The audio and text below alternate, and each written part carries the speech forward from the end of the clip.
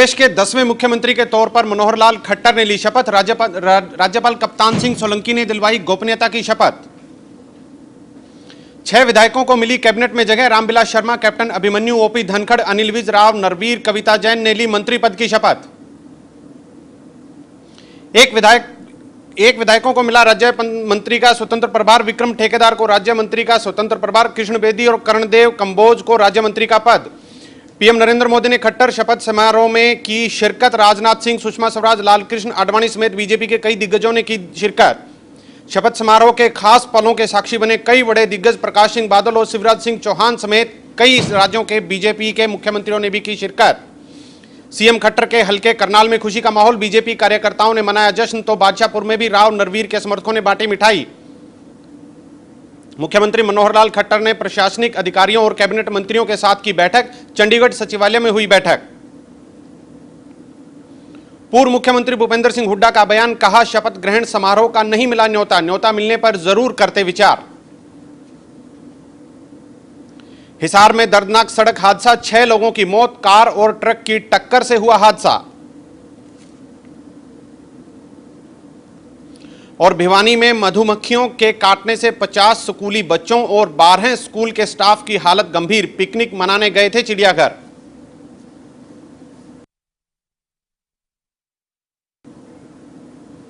नमस्कार, आप देख रहे हैं A1 तहलका हरियाणा और हरियाणा विशेष के साथ मैं हूं आपके साथ हाजिर सूरज भारद्वाज। आज मनोहर लाल खट्टर के साथ साथ मंत्रिमंडल की भी शपथ ले ली गई है। मुख्यमंत्री समेत कुल 10 मंत्रियों का मंत्रिमंडल बना है और हरियाणा की राजनीति में काफी बड़ा दिन आज का माना जा रहा है। कैसा है मंत्रिमंडल, किन बातों का ध्यान जो मंत्रियों का चयन किया गया है उनमें रखा गया है और अधिकतर मंत्री वही इसमें शामिल हुए हैं जो पिछले 2 दिन से A1 तहलका आपको बता रहा था। उन्हीं नामों पर कमोबेश मुहर लगी है। इस पर हम चर्चा करेंगे।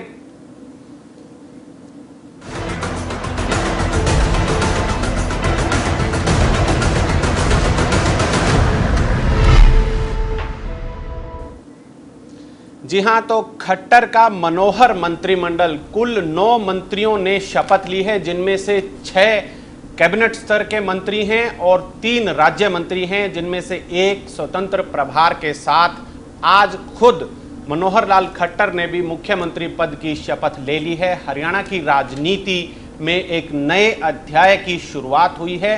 पहले ही दिन मुख्यमंत्री मनोहर लाल खट्टर ने जो प्रशासन के अधिकारी हैं उनके साथ बातचीत करी और पहले दिन उन्होंने उनको बताया कि उनका जो मकसद है वो जनहित का है, सबको साथ लेकर चलने की बात कही है। इन आज का जो मंत्रिमंडल बना है, मनोहर मंत्रिमंडल जो बना है, उस पर हम चर्चा करेंगे। हमारे साथ खास मेहमान जुड़े रहेंगे। नरेश कौशल जी हैं हमारे साथ, वरिष्ठ पत्रकार हैं, इनसे हम बातचीत करेंगे। गोविंद ठुकराल जी हैं, वो भी हमारे साथ इस चर्चा में जुड़े रहेंगे। ठुकराल साहब, आपका भी स्वागत है। और वीर कुमार यादव जी हमारे साथ जुड़ेंगे, बीजेपी प्रवक्ता हैं, जुड़ चुके हैं हमारे साथ। वीर कुमार यादव जी, आपका भी स्वागत है। और सभी के साथ साथ doctor Surendra Dhiman, executive editor, हमारे साथ रहेंगे A1 तहलका के। आप सभी मेहमानों का स्वागत है। सबसे पहले मैं ठुकराल साहब आपसे जानना चाहूँगा, जो मंत्रिमंडल है कितना मनोहर आप इसको मानते हैं जो 9 मंत्रियों के साथ शपथ आज ली है? देखो, उन्होंने कोशिश की है कि मंत्रिमंडल में कुछ सीनियर लोग जो चीफ मिनिस्टर के दावेदार थे वो सब ले लिए, ताकि बाद में कुछ ज़्यादा रंजिश ना हो। कुछ नए लोग भी आ गए हैं, कुछ लोग जो कांग्रेस से या हवीपा से या HGP से आए थे वो भी आ गए हैं। तो एक मिलजुल कर उन्होंने एक सरकार बनाने की कोशिश की है। ज़्यादा इम्पोर्टेंट बात ये होगी जब इनके महकमे बांटे जाएंगे कल को, तो किसको कौन सा महकमा दिया जाता है और वो कैसे काम करेगा, ये बात है। दूसरी बात है कि फरीदाबाद और सरसा ज़िले से ये किसी को ले नहीं पाए और शायद ले भी ना पाएँ मंत्रिमंडल में।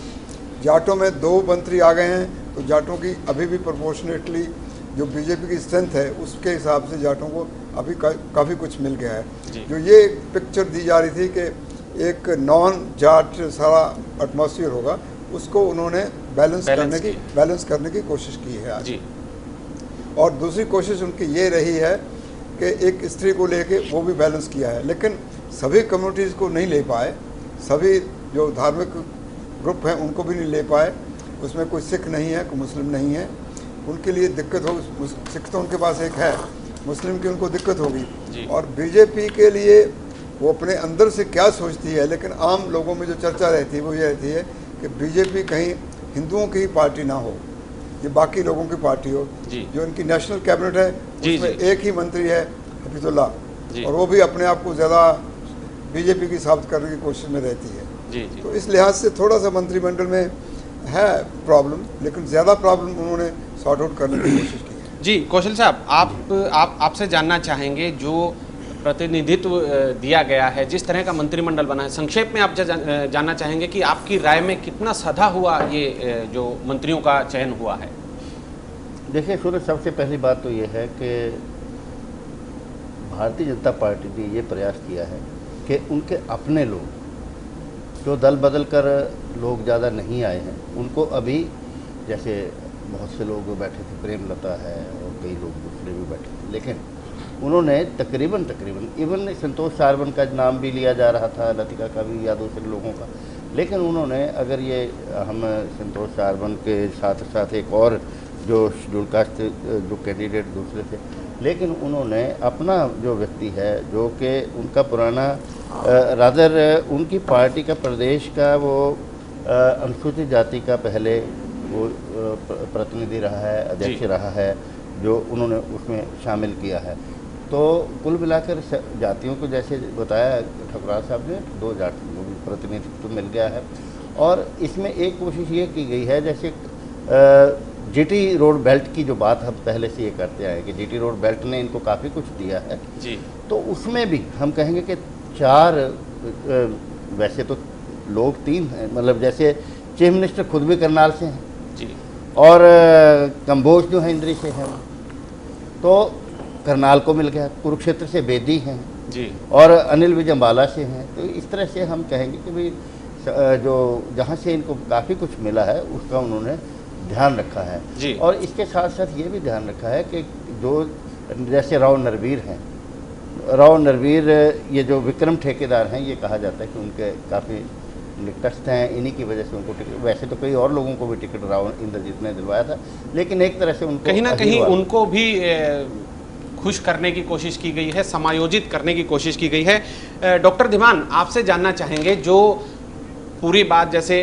ठुकराल साहब ने भी बताई, कौशल जी ने भी बताई है, जो मंत्री जो बनाए गए हैं, किस तरह का संतुलन आपको लगता है? क्षेत्रवाद की बात करें, जात पात की बात करें, प्रतिनिधित्व वर्गों की बात करें, तो ओवरऑल देखें तो किस तरह का आपको संतुलन दिखाई देता है मंत्रिमंडल में? सूरज जी, जो कल हमने एवं तालका के इसी डिबेट में बताया था कि बीजेपी का हरियाणा का मंत्रिमंडल कैसा होगा, जब उसकी मंत्रिमंडल का स्वरूप तैयार करने के लिए जब क्राइटेरिया तय हुआ, जिसका हमने कल खुलासा किया था जी कि ये क्राइटेरिया रहेगा और ये जातीय समीकरण रहेंगे, उन दोनों बातों का ध्यान रखा गया है। 10 लोकसभा क्षेत्र हैं, 10 में से सिरसा लोकसभा क्षेत्र से सिर्फ एक में ही बीजेपी जीती है, टोहाना से सुभाष बराला, 8 पे आईएनएलडी जीती है।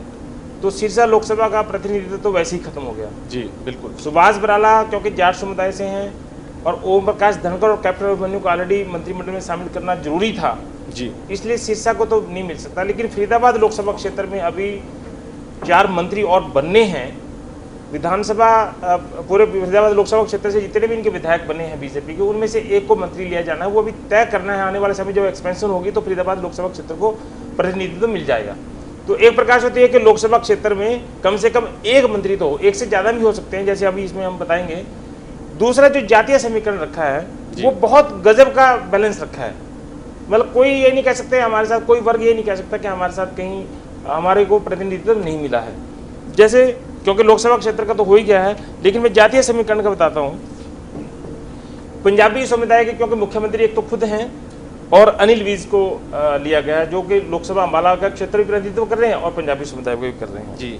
ब्राह्मण समुदाय से रामविलास शर्मा को प्रतिनिधित्व मिल गया और भिवानी महेंद्रगढ़ लोकसभा सीट से उनका प्रतिनिधित्व हो गया। कर्णदेव कंबोज भी हैं पंजाबी में। काम्बोज है, वो बैकवर्ड क्लास में, दोनों बातें वो बैकवर्ड क्लास में है। वो पिछड़ी श्रेणी में एक सबसे बड़ा ये जब कहना लग रहा था कि वो बैकवर्ड क्लास से आते हैं और बैकवर्ड क्लास को भी प्रतिनिधित्व मिला है। लेकिन धीमान साहब आपको रोकना चाहूंगा, जो आज प्रदेश कांग्रेस की तरफ से प्रतिक्रिया आई है उसमें यही कहा गया है कि दलित समुदाय को कोई भी इसमें प्रतिनिधित्व नहीं दिया गया है। कांग्रेस तो जो है मुझे लगता है उनको जानकारी का अभाव है। कृष्ण बेदी शाहबाद रिजर्व कंस्टिट्यूएंसी से हैं, वो अनुसूचित जाति के हैं। और जैसे कल हम डिस्कस कर रहे थे कि हमने जो मंत्रियों के नाम बताए थे, 8 मंत्रियों के नाम बताए थे जी, जो उसमें 8वां जो नाम था वो अनुसूचित जाति के दूसरे वर्ग का था, कृष्ण पंवार का जी, इसराना का, करनाल लोकसभा क्षेत्र से। लेकिन उनको हो सकता है जो अनुसूचित जाति का एक कृष्ण बेदी को प्रतिनिधित्व मिल गया है, जो दूसरा प्रतिनिधित्व मिलना है हो सकता है एक्सपेंशन में मिल जाए, लेकिन उनकी जगह पर एक एससी 2 एससी करने की बजाय एक एससी को भी दे दिया और एक बैकवर्ड क्लास को भी दे दिया है केडी काम्बोज को, वो भी अपनी जगह पर प्रतिनिधित्व उनको मिल गया। तो करनाल लोकसभा क्षेत्र से जहां कृष्ण पंवार को मिलना था वहां पर कर्णदेव काम्बोज को मिल गया जी। तीसरा जो कैप्टन अभिमन्यु जाट समुदाय से हैं और ओम प्रकाश धनखड़, तो 2 प्रतिनिधि उनको मिल गए हैं और ओम प्रकाश धनखड़ रोहतक लोकसभा क्षेत्र से हो गए हैं और कैप्टन अभिमन्यु हिसार लोकसभा क्षेत्र से हो गया।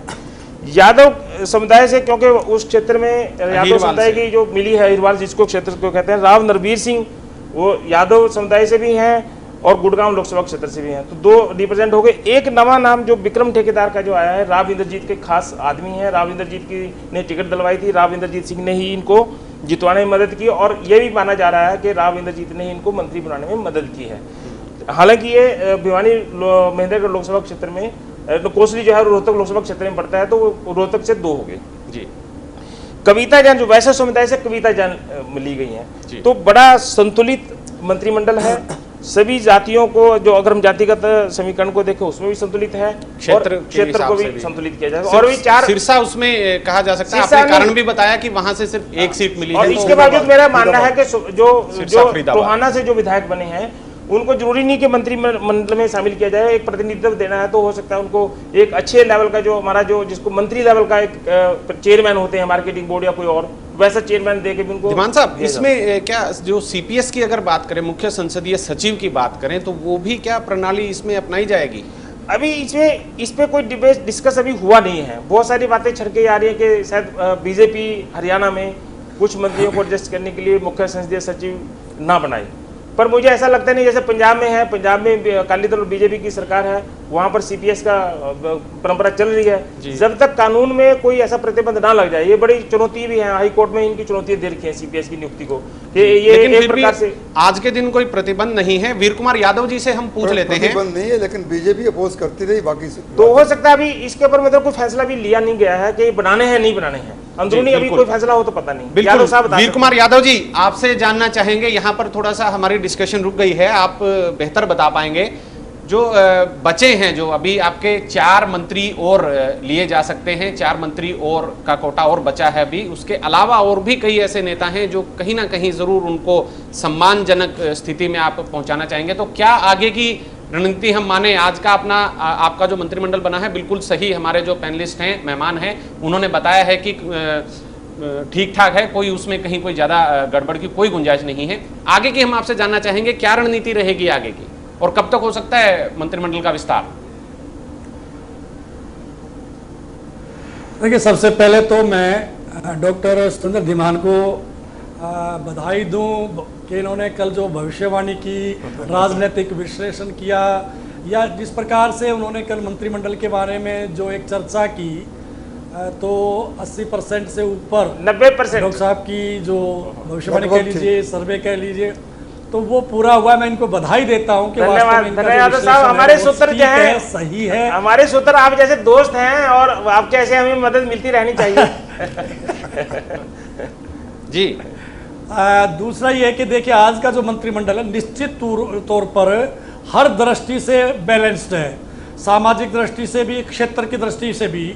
और ये अलग बात है कि हरियाणा में 21 जिले हैं और क्योंकि संवैधानिक दृष्टि से 14 से ज़्यादा मंत्री नहीं बन सकते, तो शायद सभी जिलों को प्रतिनिधित्व ना दिया जा सके, लेकिन क्षेत्र को कहीं ना कहीं उसको प्रतिनिधित्व दिया जाए, उसके चिंता की जाए, उसका माननीय मुख्यमंत्री जी ने पूरा प्रयास किया और सफल रहा। ये आपके पैनलिस्ट भी बता रहे और हमारे कार्यकर्ता बहुत संतुष्ट भी थे और खुश भी थे। तो जहाँ तक दूसरी बात जो आप मंत्रिमंडल विस्तार की बात है, देखिए आज तो मंत्रिमंडल का विस्तार हुआ है और कल मैं समझता हूँ कि पहली मंत्रिमंडल की बैठक भी होगी और उसमें एक झलक भविष्य की कि भारतीय जनता पार्टी आखिर भविष्य में किस प्रकार से और प्रदेश में काम करने वाली है, तो उसकी एक झलक हमें कल मिलेगी। तो मंत्रिमंडल विस्तार की दृष्टि से तो अभी मैं कुछ नहीं कह सकता कब होगा, क्योंकि ये सारा मुख्यमंत्री जी और हमारे केंद्रीय नेतृत्व तो आपस में चर्चा करके कुछ ही तय यादव साहब, जो सूरज भारद्वाज जी ने एक सवाल पूछा था, जो मुख्य सवाल पूछा था जिसपे हम आपसे जानना चाहते हैं कि मुख्य संसदीय सचिव बनाने का कोई विचार है या बीजेपी के अंदर कोई बातचीत चल रही है कि सीपीएस बनाने या नहीं बनाने? हक में है या नहीं है मुख्य संसदीय सचिव की जो पोस्ट है उसके?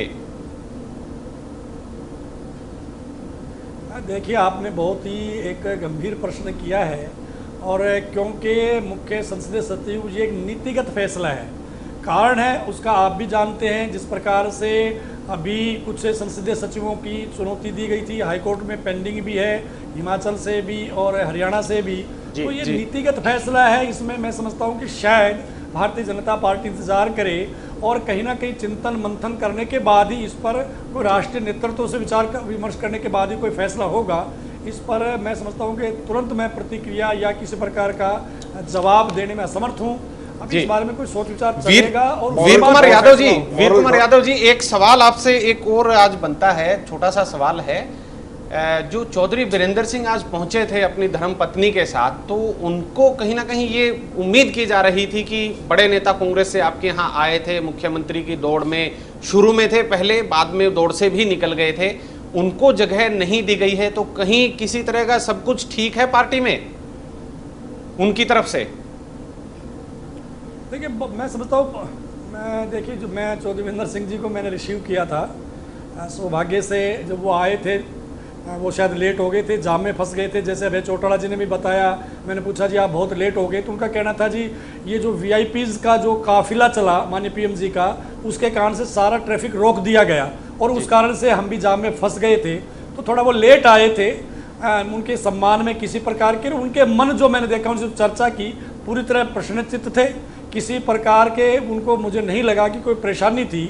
और मंत्रिमंडल देखिए, ये अंतिम मंत्रिमंडल नहीं है, संख्या की दृष्टि से आप भी इस संबंध में जानते हैं, तो मैं समझता हूँ कि इस बारे में भी चिंतन होगा और किन लोगों को और जगह दी जाए, किन क्षेत्र को दी जाए, सामाजिक दृष्टि से किन को और प्रतिनिधित्व दिया जाए, इसका कुछ समय के बाद निश्चित तौर पर कोई निर्णय होगा और उस दृष्टि से जब आवश्यक होगा तो मंत्रिमंडल का विस्तार भी होगा।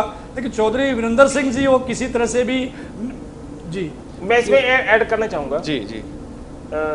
जब बीजेपी का मंत्रिमंडल गठित करने के लिए जो हाईकमान जिसको हम कह सकते हैं जी, बीजेपी तो हाईकमान नहीं बोलती है, बीजेपी तो शीर्ष नेतृत्व बोलता है वर्ड, और कांग्रेस अपने नेतृत्व शीर्ष नेतृत्व को हाईकमान बोलती है। बात एक ही है जी, लेकिन दोनों का मतलब एक है जी। 2 बार जो मीटिंग हुई है, दोनों बार में प्रेमलता को मंत्रिमंडल में शामिल करने के ऊपर कोई चर्चा ही नहीं हुई है, उनका कहीं नाम था ही नहीं किसी प्रकार। तो कहीं धीमान साहब, इसमें एक सवाल ये भी उठता है, कहीं पहले से ही कुछ ऐसा तो नहीं है कि उनके लिए क्या करना है, क्योंकि ऐसा मुझे नहीं लगता है कि वो थोड़ा सा नाराज भी जल्दी हो जाते हैं चौधरी वीरेंद्र सिंह। अब उनका कुछ ना कुछ तो उनके लिए सोचा होगा, तो क्या वो हो सकता है पिटारा? वो अगर नाराजगी व्यक्त करेंगे, इसके नाराजगी व्यक्त करने के अलावा अगर वो राजी व्यक्त करेंगे तो उनके पास कोई चारा नहीं है। कांग्रेस वैसे ही छोड़ दिया, 40-42 साल का राजनीतिक नेतृत्व था, बीजेपी में उनको अब रहना है, बीजेपी में अपनी राजनीति चलानी है। लेकिन जहां तक पहले भी हम इस डिबेट में बता चुके हैं कि वो राज्यसभा की सीट उन्होंने छोड़ी थी, हरियाणा की सीट अभी खाली है।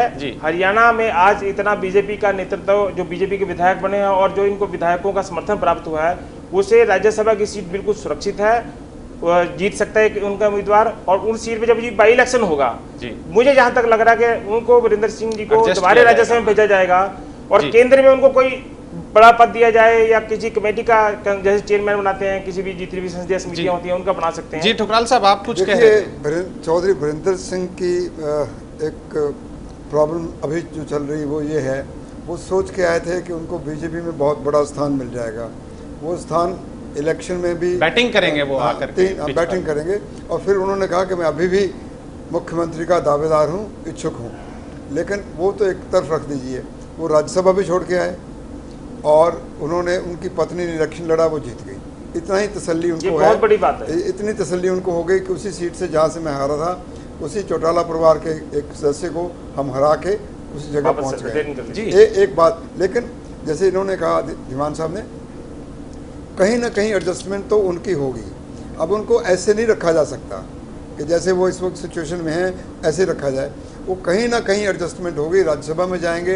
अब मंत्री बनाना मुश्किल होगा कि हरियाणा में ऑलरेडी 3 मंत्री चल रहे हैं, तो इस लिहाज से अब मेरे ख्याल में किसी को हटा के मंत्री बनाना, लेकिन उनको कोई ना कोई इम्पॉर्टेंट जगह दी जाएगी ऑर्गेनाइजेशन में भी और ऑर्गेनाइजेशन के बाहर भी, सरकार में भी कोई ना कोई जगह उनको जरूर दी जाएगी, ताकि वो प्रसन्न चित्त रहें और आराम से पार्टी का देश का सबका भला कर सकें। जी वीर कुमार यादव जी, जब आज पत्रकार वहां पर पहुंचे हुए थे तो चौधरी वीरेंद्र सिंह ने बात की, प्रेमलता जी ने भी मीडिया से बात की, लेकिन जो राव इंद्रजीत हैं उन्होंने कोई बात नहीं की, नो कमेंट्स कह करके किसी भी तरह की कोई मतलब नाराजगी या खुशी कोई जाहिर नहीं की। तो उनका सब कुछ ठीक है, क्योंकि आप वहीं पर थे, सारा आप देख रहे थे, तो उनकी तरफ से कोई संकेत आया हो या कुछ लग ऐसा रहा था कि शायद बात कहीं गड़बड़ ना हो जाए? देखिए, एक तो मैं बताऊं कि जो ये मंत्रिमंडल जो बना है, भारतीय जनता पार्टी की परंपरा है कि जितने भी हमारे सीनियर लीडर्स हैं, कौन कल आया है या पुराना है, इसमें कहीं भेद नहीं है। संभाव की दृष्टि से निश्चित तौर पर सभी सीनियर लीडर से, वरिष्ठ नेताओं से विचार विमर्श करने के उपरांत ही ये मंत्रिमंडल का गठन हुआ है, सबकी सहमति से हुआ है, सबसे चर्चा करने के बाद हुआ है। इसलिए कि असंतोष, नाराज़गी या किसी प्रकार का मुझे लगता नहीं कि किसी को भी, चाहे वो चौधरी वीरेंद्र सिंह जी हों, चाहे दूसरे बड़े नेता हों, ये ठीक है कि कई बार समय अभाव में या कई व्यस्तता के कारण से कई बार प्रश्नों का उत्तर दे दिया जाता है, कई बार नहीं भी दिया जाता। तो ये परिस्थितियों के ऊपर डिपेंड करता है। कई बार नेताओं की व्यस्तता होती है, उन्हें कई कार्यक्रम दिए होते हैं, उनको जाना होता है, तो वो कई बार उस चीज़ को अवॉइड कर जाते हैं। कई बार क्या है, उनके पास समय होता है तो वो सब बातों का जवाब दे भी देते हैं। लेकिन मुझे नहीं लगा कि किसी प्रकार का असंतोष या नाराज़गी या किसी प्रकार की चिंता किसी के चेहरे से झलक रही थी। सभी प्रश्नचिन्ह थे और मंत्रिमंडल का जिस प्रकार से शपथ ग्रहण संपन्न होने के उपरांत सभी लोग आराम से गए हैं, तो मुझे नहीं लगता कि किसी भी नेता ने किसी प्रकार की कोई नाराज़गी थी या कोई संतोष था। जी चलिए, बहुत अच्छी बात है, ऐसा ही हो। कौशल साहब, आप कुछ पूछना चाह रहे थे यादव जी से? हाँ वीर कुमार जी, आपने अभी कहा कि हमारी पार्टी में कौन बाहर से आया है या कौन पुराना है, इसमें भेद नहीं किया जाता है। हम ये सब मिल बैठ कर इस पे मेरिट के हिसाब से जैसे फैसला करते हैं। क्या आप बता पाएंगे कि आज के मंत्रिमंडल में जो सदस्य शामिल किए गए हैं, उनमें आप मूल रूप से आपकी पार्टी के लोगों के अलावा बाहर से आया हुआ कौन सा व्यक्ति है जो इसमें लिया गया है? देखिए नरेश जी, हमारे बहुत वरिष्ठ पत्रकार हैं, सारे ही तो भारतीय जनता पार्टी के, बाहर से हम कैसे लेंगे? लेकिन राव नरवीर सिंह बीजेपी के आदमी नहीं थे, वो बीजेपी में शामिल हुए हैं। पुराने हो गए। राव नरसिंह सिंह पुराने आदमी नहीं है बीजेपी में। उन्होंने बकायदा 2009 में चुनाव लड़ा था, हरियाणा जनहित कांग्रेस के टिकट पे गुड़गांव लोकसभा सीट से चुनाव लड़ा था। और उसके बाद जब बीजेपी में शामिल हुए थे, गुड़गांव से लोकसभा सीट पे चुनाव लड़ना चाहते बीजेपी से। बाद में राव इंद्रजीत जब बीजेपी में शामिल हो गए और बीजेपी ने राव इंद्रजीत को टिकट दे दी, तो वो चुपचाप बीजेपी में रहे और आज उनको बेनिफिट मिला। बादशाहपुर से चुनाव लड़े विधायक का और आज मंत्री बन गए। तो वो पुराने बीजेपी के आदमी नहीं थे। एक बार हयूपा से चुनाव लड़ा था, तब मंत्री बने थे, और सबसे पहले जब चुनाव लड़ा था तब लोकदल से लड़े थे, उसमें मंत्री रहे थे। तो वो उनका आना जाना काफी माहिर हैं, अभी आज की काफी माहिर हैं। हाँ, कभी माहिर हैं। और 96 में जब बंसीलाल की गवर्नमेंट टूटी थी, उसमें भी वो एक महत्वपूर्ण रोल अदा करते थे। वीर कुमार जी, आप कितने शरीफ आदमी हैं, आप जो उत्तर नहीं दे पाए, आपके बिहाफ पर डॉक्टर धीमान को तथ्यात्मक बात है। मैं उसमें बीजेपी की कोई बात नहीं कर रहा, तथ्यात्मक बात है, ताकि दर्शकों तक बात तथ्यात्मक जाए। जी बिल्कुल, तो हम बात कर रहे हैं मंत्रिमंडल की। मैंने यही तो कहा ना। जी जी जी यादव साहब बोलिए।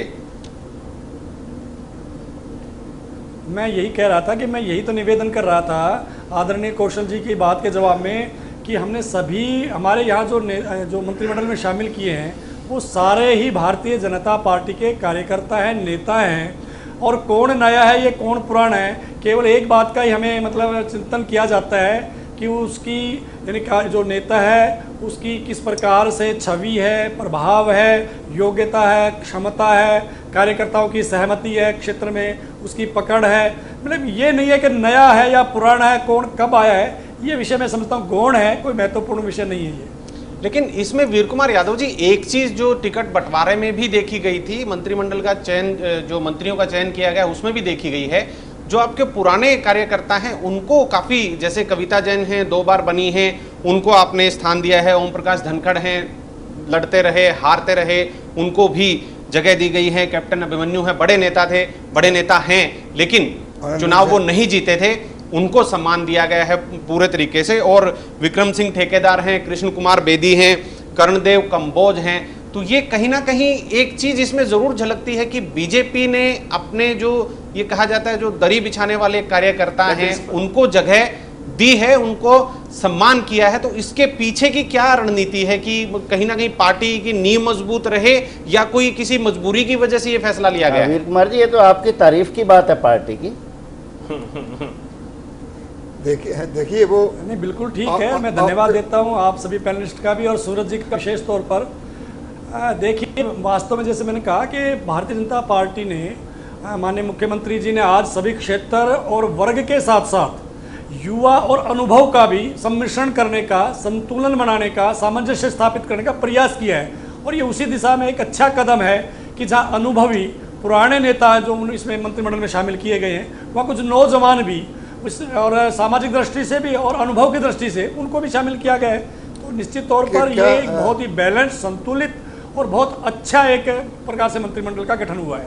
लेकिन इसमें मैं आपसे जानना चाहूँगा ठुकराल साहब, जैसे वीर कुमार जी बता रहे हैं सारी कुछ ध्यान में रखी गई है, लेकिन एक जगह सुई मेरी अटक रही है। अनुभव की बात ये कर रहे हैं तो रामविलास शर्मा जी और अनिल विज को छोड़ करके राव नरवीर भी मंत्री रहे हैं, इन तीनों को छोड़ करके अनुभव के मामले में ये पूरे नंबर इनको नहीं मिलते हैं। आपको क्या लगता है? उसकी वजह है कि इनके पास जो विधायक चुन के आए हैं उनमें ज़्यादा अनुभवी है नहीं। बहुत से पहली बार चुन के आए हैं या दूसरी बार चुन के आए हैं, उनको अभी तक मौका नहीं मिला किसी को किसी सरकार में शामिल होने का। राव नरवीर तो 3-4 पार्टियों से निकल के आए हैं, मंत्री 2 बार रह लिए, वो आ गए हैं। अनिल विज का अपना एक्सपीरियंस है एडमिनिस्ट्रेशन में अपने ढंग का जी, इसी ढंग से गणेशी लाल रहे थे, लेकिन वो इसमें नहीं कहीं नजर आए।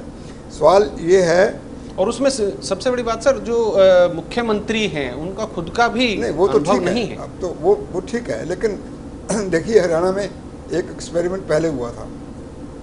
वो एक्सपेरिमेंट था चौधरी बंसी लाल का जी। वो 37 साल की उनकी उम्र थी जब वो पहली बार मुख्यमंत्री बनाए गए। उससे पहले वो मंत्री भी नहीं थे। एक राज्यसभा में वो दिल्ली में राज्यसभा में रहे थे। अब उन्होंने पकड़ भी बनाई मजबूती से और एक लंबा देर तक मुख्यमंत्री के तौर पे रहे। केंद्र में वो डिफेंस मिनिस्टर रहे, ट्रांसपोर्ट मिनिस्टर रहे, रेलवे मिनिस्टर रहे, बहुत, और फिर इंडिपेंडेंट पार्टी बना के भी मुख्यमंत्री बने। तो ऐसा कोई तजर्बा बीजेपी भी कर सकती है, ऐसी कोई चिंता वाली विषय नहीं होना चाहिए। उससे पहले खुद नरेंद्र मोदी एक बड़ा उदाहरण है। इनकी मुश्किल थोड़ी सी ये है कि जो दूसरे समुदाय हैं, क्षेत्र की बात हो गई, जाति की बात हो गई, जो दूसरे समुदाय हैं जैसे सिख है या मुस्लिम है, उनमें से कभी कुछ ले पाएंगे, कहाँ एडजस्ट करेंगे? सिख विधायक तो उनके पास है, जीत के आया हुआ है, और लेकिन कुछ ले पाएंगे नहीं ले पाएंगे, किस मजबूरी में रहेंगे, एक तो देखने वाली बात और ऐड करना चाहूँगा सूरज जी के सवाल में, कंटिन्यू ठुकराल साहब ने जैसे होता था उसी में थोड़ा सा ऐड करना चाहूँगा। चौधरी देवीलाल जब 77 में चीफ मिनिस्टर बने, वो उससे पहले मंत्री कभी नहीं बने थे, पहली दफा चीफ मिनिस्टर बने थे। भंजनलाल मंत्री रह चुके थे, वो उनका काउंट नहीं करेंगे। ओम प्रकाश चौटाला जो हैं, चौटाला साहब 2 दिसंबर 1989 को चीफ मिनिस्टर बने थे, पहली दफ़ा बने थे, पहले कभी मंत्री नहीं रहे थे। उसके बाद बंसीलाल जी तो पहले रह चुके थे, और हुड्डा साहब जी बेशक MP रह चुके थे, लेकिन वो भी ना किसी में मंत्री रहे थे किसी स्टेट में या सेंटर में, ना को उनको कोई था, लेकिन वो भी पहली दफ़ा चीफ मिनिस्टर बने थे।